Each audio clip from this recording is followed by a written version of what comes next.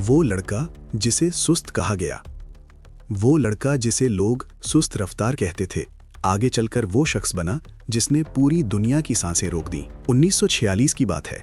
जनूबी वेल्स के काउब्रिज grammar school में 8 साला एंथनी हॉपकिंस अपनी लकड़ी की डेस्क पर अकेला बैठा था, अपने हमजमातों के कहकहों की दुनिया से बिल्कुल अलग थलग।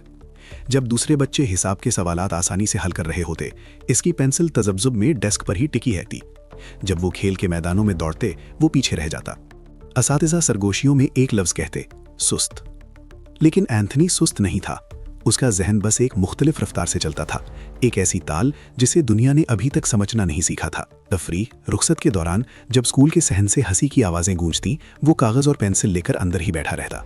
वो बुलंदो बाला किलों के नक्शे बनाता जिनके मीनार नामुमकिन हद तक ऊंचे होते, ऐसी दूर दराज दुनियाओं के नक्शे जहां उसे लगता था कि वो ताल्लुक रखता है।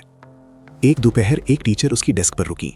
उन्होंने खामोशी से उसकी ड्राइंग का मुआयना किया और फिर सिर्फ 5 लफ्ज़ कहे, एंथनी, तुम्हारे पास एक खुदादाद सलाहियत है।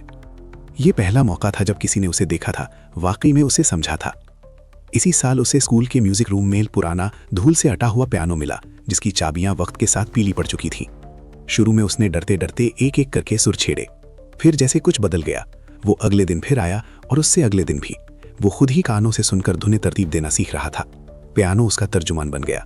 वो उन जज्बात को आवाज़ों में बदल रहा था जिन्हें वो अल्फाज का नाम नहीं दे सकता था। उसके वालिदैन मेहनतकश तबके से ताल्लुक़ रखते थे और बड़ी मुश्किल से गुजारा करते थे, मगर उन्होंने जैसे तैसे एक पुराने पियानो के लिए पैसे जोड़ लिए। एक बारिश वाली मंगल को वो पियानो उनके छोटे से कमरे में पहुंच गया। उसके बाद हर शाम एंथनी मौसीकी में खो जाता। उसकी उंगलियां वो कहानियां बनती थीं जो उसके अल्फाज नहीं बना पाती थीं। उसकी माँ मॉरियल कभी कभी दरवाजे पर खड़ी उसे सुनती रहती। वो नरमी से कहती, बेटा, तुम्हें हर किसी की तरह होने की ज़रूरत नहीं, मुख्तलिफ होना ही तुम्हारी ताकत है। उनमें से कोई नहीं जानता था कि एंथनी डिस्लेक्सिया का शिकार था, ऐसी हालत जिसकी तब तक तशखीस नहीं हुई थी, लेकिन उसने उसके स्कूल के दिनों को मुश्किल बना दिया था। पढ़ना ऐसा लगता था जैसे किसी ऐसी खुफिया ज़बान को समझने की कोशिश हो जो बाकी सबको पैदाइशी तौर पर आती हो। उसके लिए असबाक थका देने वाली जंगें थीं। दहाइयों बाद उसने याद करते हुए कहा, मुझे ऐसा लगता था जैसे मैं कोई खलाई मखलूक हूँ, जैसे मैं एक मोटे शीशे के पीछे से ज़िंदगी को देख रहा हूँ। लेकिन टूटने के बजाय उसने खुद को हालात के मुताबिक ढाल लिया।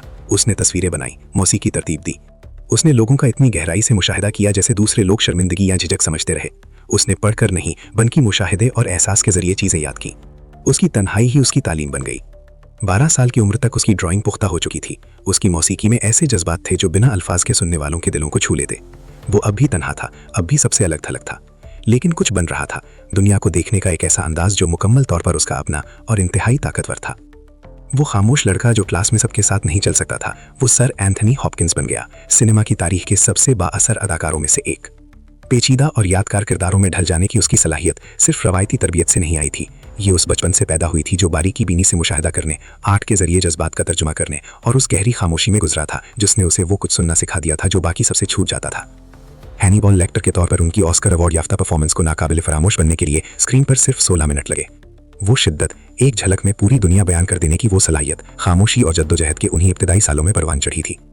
एंथनी हॉपकिंस का रास्ता आसान नहीं था। मुख्तलिफ होने के एहसास की धुन से निकलने का कोई शॉर्टकट नहीं था, लेकिन उसी फर्क में, उन खामोश जगहों में जहां वो पनाह लेता था, उसका गैर मामूली तोहफा शक्ल इख्तियार कर रहा था।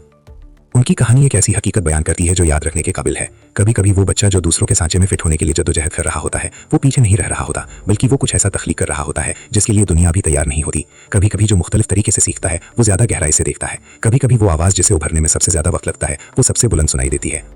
और कभी कभी, सिर्फ कभी कभी, वो लड़का जिसे लोग सुस्त कहते थे, पूरी दुनिया को तवज्जो देना सिखा देता है। अगर आप किसी ऐसे बच्चे को जानते हैं जो मुख्तलिफ तरीके से सीखता है, जो तन्हा महसूस करता है, जो माशरे के बने बनाए सांचों में फिट नहीं बैठता, तो उसे ये कहानी जरूर दिखाएं। उन्हें बताएं कि उनका रास्ता मुख्तलिफ हो सकता है, लेकिन गलत नहीं। उन्हें बताएं कि एंथनी हॉपकिंस भी कभी वहीं बैठा था जहां आज वो बैठे हैं, और देखो कि वो क्या बन गया। खुलासा, ये कहानी महज एक फर्जी किस्सा नहीं, बल्कि एक सच्ची तहरीक है जो उन बच्चों के लिए उम्मीद की किरण है जिन्हें मुआशरा उनकी इनफरादियत की वजह से कमजोर समझता है।